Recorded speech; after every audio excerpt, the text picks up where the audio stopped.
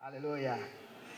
Kauli mbiu ya mkutano wetu, kuna sauti ya mvua tele. Nataka nisikie kila mtu akiitikia, kuna sauti ya mvua tele. Haleluya. Amen.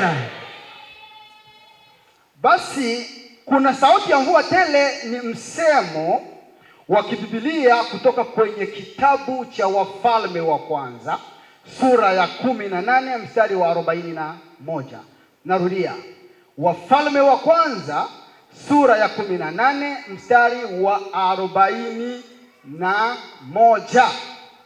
Msemo huu una maana ya kiroho ya imani, matumaini na uhakika wa baraka za Mungu kuja hata wakati wa mazingira ya kawaida yanaonyesha ukame au kukosa matumaini. Inamaanisha kusikia kwa roho, yaani ndani ya moyo wako unasikia sauti ya mvua hata kama kuna ukame. Jina la Bwana libarikiwe sana. Amen. Hata nifafanue kidogo hapa. Aliyesikia sauti ya mvua tele ni nabii Elia. Wakati kumekuwa ukame wa miaka 3.5, njaa imepiga watu wamehangaika, lakini Elia katika ulimwengu wa roho akawa anaona hiyo mvua. Hivyo bila kupanda muda, hapa tunajifunza somo ambalo inakwenda kutuonyesha jinsi ya kupima unabii wa kweli. Ninapofuatilia mara nyingi katika vipindi mbalimbali kwenye television, YouTube, Facebook, ninakuta Tanzania inaanza kuwa sawasawa na Nigeria. Inakuwa na manabii wengi lakini fake. Na hao manabii ndo wanaingiza ulimwengu kwenye kichaka, kwa sababu watakutabiria jambo ambalo halitatokea. Tunakwenda kujifunza somo ambalo linasema jinsi ya kupima unabii wa kweli.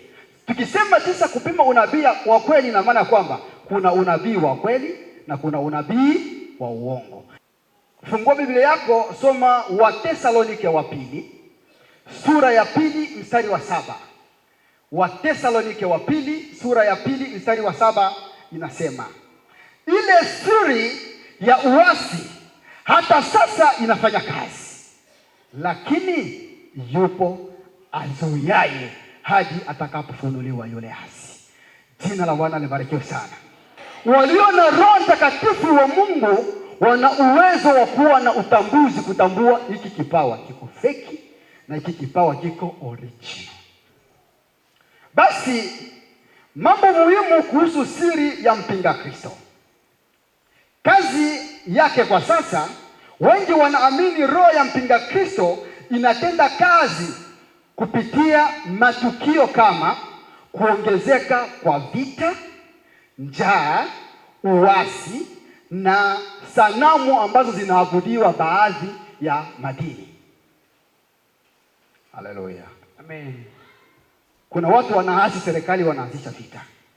Kuna watu mnahudumu kwa pamoja, anajitenga, anaanzisha kanisa lake. Yeye hayuko pale kumwabudu Mungu, yuko pale anatumika kwa ajili ya maslahi yake. Sasa asipopata kila anachokitaka, ni lazima ataanza ta kwake. Na hao watu wanatumiwa na huyo mpinga Kristo. Mpinga Kristo tafsiri yake rahisi ni mpinzani wa Kristo. Kwa hiyo yeyote anayesimama kupinga huduma ya Kristo ndiye antikristo, ndiye mpinga Kristo. Hautaki uone karama inachipuka ndani ya kanisa, unaanza kuipiga vita. Hautaki kuona mtu anabarikiwa, wewe unaanzisha vita. Uko pale kupinga baraka za wengine, uko pale kuzuia mafanikio ya wengine, wewe ni mpinga Kristo. Bwana akuhurumie sana. Kwa hiyo tunapokuja kanisani, tunakuja kwa lengo moja. Tunakuja kanisani kwa lengo la kujenga mwili wa Kristo, na sio kubomoa mwili wa Kristo. Sisi sote tumekuwa viungo katika mwili mmoja. Mimi ni mkono, yawezekana wewe ni mguu. mwingine ni jicho, mwingine ni sikio, mwingine ni kitu fulani. Kwenye mwili huo huo, tukitoa jicho kwenye mwili, mtu anaitwa nani? Mlemavu. Mlemavu. Kwa hiyo katika kanisa tukianza kumeguana, tunafanya kanisa kuwa na ulemavu. Kanisa halijatengenezwa kwa ajili ya kumeguana, limetengenezwa kwa ajili ya tuungane pamoja, tujenge mwili wa Kristo. Jina la Bwana libarikiwe sana. Amen. Ambatana na mchungaji wako, ambatana na kiongozi wako wa kwaya, ambatana na mama wako wa maombi, tujenge mwili kwa pamoja. Haleluya. Amen. Wewe ni kiungo na mimi ni kiungo. Haleluya. Amen. Haleluya. Amen. Kristo hana kasoro. Tusifanye mwili wa Kristo kuwa na kasoro kwa ajili ya tamaa zetu mbaya ambazo zinatufanya tutoke katika uwepo wa Mungu. Jina la Bwana libarikiwe sana. Amen. Wale wanaotumika kwa sasa wamepewa neema na Mungu, na wewe subiri wakati wako ukifika, na wewe utaongoza kadiri Roho atakavyokuongoza. Jina la Bwana libarikiwe sana. Amen. Lakini tuna nafasi nzuri ya kushikamana. Hatuna nafasi ya kumeguana, hatuna nafasi ya kugombana, hatuna nafasi ya kutengana. Tuna nafasi ya kujifunga kwa pamoja ili tuujenge mwili wa Kristo. Haleluya. Amen.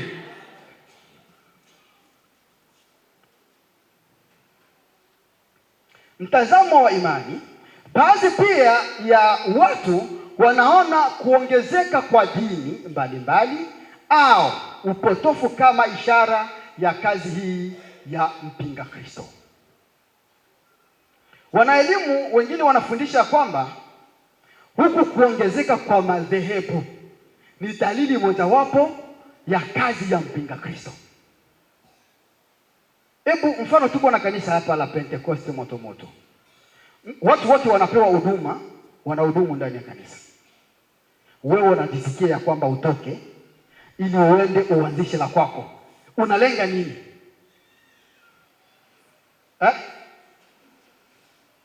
Unalenga nini? Kama ni huduma si unapewa? Sasa kinachokufanya utoke katika hiyo huduma ili uanze ya kwako, nini ambacho kimekusukuma? Wanaelimu wanaona kwamba hizo ni dalili mojawapo za mpinga Kristo kutumia watu. Kwa sababu tukimeguana, kanisa litakuwa na nguvu. Kwa sababu mtu akitoka katika hili kanisa akianza la kwake, hata kuwa rafiki wa huyo mchungaji, atakuwa adui. Bwana saturumie sana. Huruma. Tukitengeneza makanisa katika uadui, jina la Kristo tunalipeleka wapi? Haleluya. Amen.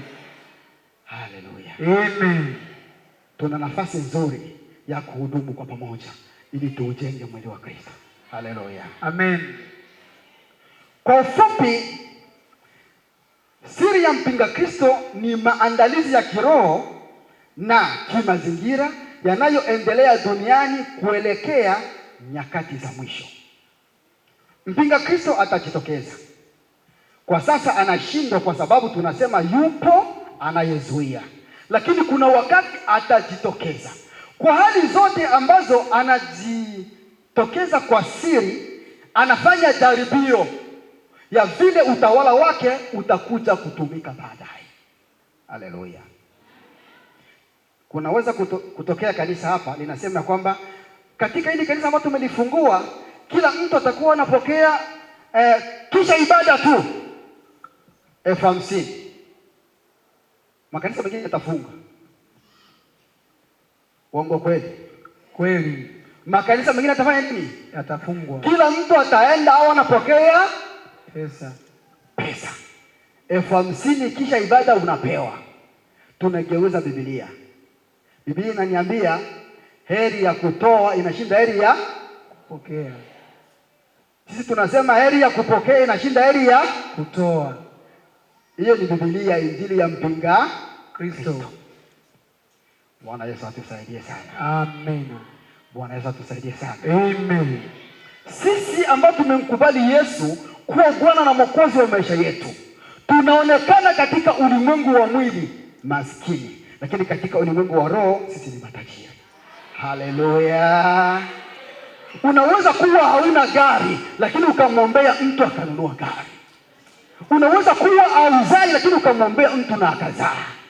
Haleluya. Amen. Maandiko yananifundisha kwamba tuviangalie visivyoonekana, kwa sababu vinavyoonekana ni vya muda, lakini sisi tuna focus kuangalia vinavyoonekana. Na kuambia mpendwa, vyote vinavyoonekana ni vya muda. Tuna magari ni ya muda, tuna wake ni wa muda, tuna biashara ni vya muda, kila kitu tulichonacho ni cha muda, lakini vya Mungu vinadumu milele na milele. Haleluya. Haleluya. Haleluya. Mwimbaji mmoja anasema ya kwamba nimetengwa na ulimwengu ili niyafanye mapenzi ya Mungu. Tukubali kutengwa na ulimwengu, lakini tukiwa dhabiti katika imani.